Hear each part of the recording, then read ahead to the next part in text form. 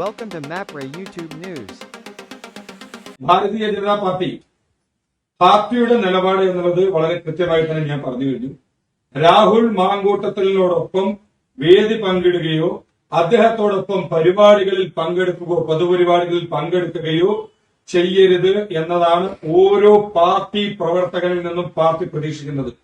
ഇനി ഇന്നലെ പാലക്കാട് നഗരസഭാ ചെയർപേഴ്സൺ പാലക്കാട് MLAയോടൊപ്പം വേദി പങ്കിട്ടിട്ടുണ്ട്. അത് അവർ ആ പരിപാടിയിൽ പങ്കെടുക്കാൻ പാടില്ലായിരുന്നു.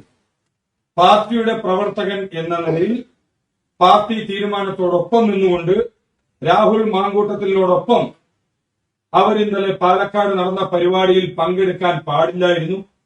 അരുതാത്ത കാര്യമാണ് സംഭവിച്ചിട്ടുള്ളത്. ഈ വിഷയം സംസ്ഥാന നേതൃത്വത്തിന്റെ ശ്രദ്ധയിൽ വന്നിട്ടുണ്ട്.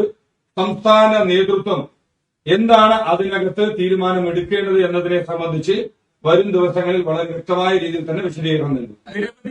നിരവധി പ്രവർത്തകർ ഇത്തരത്തിൽ കേസുകൾ ഉൾപ്പെടെ പ്രതിയാകുന്ന സാഹചര്യം ഉണ്ടായിരുന്നു. അതിന് പിന്നാലെ ഇങ്ങനെ പങ്കെടുക്കുമ്പോൾ ഇത് മനോവീര്യത്തെ തകർക്കുന്നതാണ്, BJPയുടെ പ്രവർത്തകരുടെ മനോവീര്യത്തെ തകർക്കുന്നതാണെന്ന് തോന്നുന്നുണ്ടോ ജില്ലാ പ്രസിഡന്റ്? ഭാരതീയ ജനതാ പാർട്ടിക്ക് ഈ വിഷയത്തിൽ യാതൊരുവിധ കൺഫ്യൂഷനും ഇല്ല. പാർട്ടിയുടെ നിലപാട് എന്ന് പറയുന്നത് ഒരു പ്രവർത്തകരും പാലക്കാട് MLAയോടൊപ്പം സഹകരിക്കരുത്, പൊതുവേദികളിൽ പങ്കെടുക്കരുത്, ഉദ്ഘാടന ചടങ്ങുകളിൽ പങ്കെടുക്കരുത്, ബഹിഷ്കരിക്കണം എന്നുള്ള രീതിയിലുള്ള നിലപാട് പാർട്ടി എടുത്തിട്ടുണ്ട്.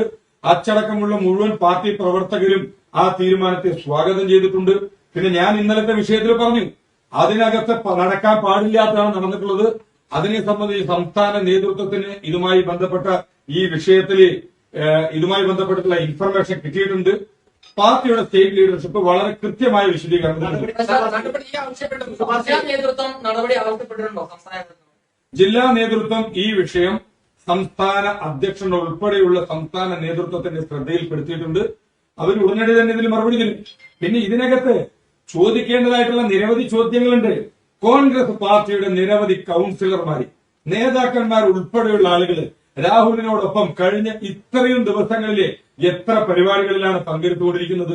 കോൺഗ്രസ് പാർട്ടിയുടെ നേതൃത്വം ഈ പാലക്കാട്ടെ ജനങ്ങളെ പോട്ടെ, കേരളത്തിലെ ജനങ്ങളെ വിഡ്ഢികളാക്കുകയല്ലേ?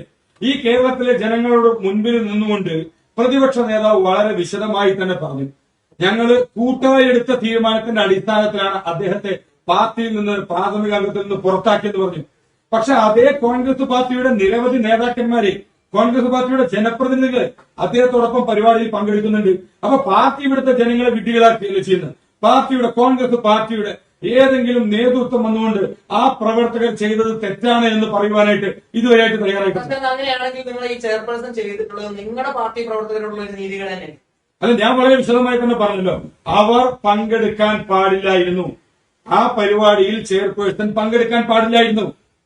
അതുമായി ബന്ധപ്പെട്ട് സംസ്ഥാന നേതൃത്വത്തിന് കൃത്യമായി ഈ വിവരത്തിന്റെ ഇൻഫർമേഷൻ കിട്ടിയിട്ടുണ്ട്.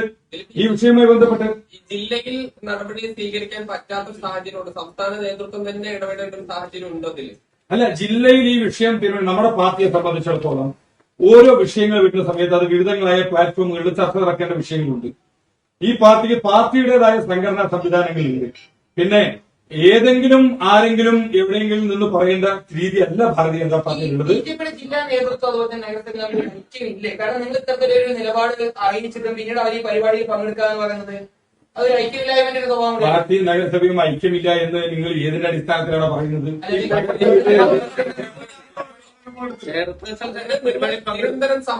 ചെയർപേഴ്സൺ ഈ പരിപാടിയിൽ പങ്കെടുക്കാൻ പാടില്ലായിരുന്നു എന്ന് പാർട്ടി പറഞ്ഞു.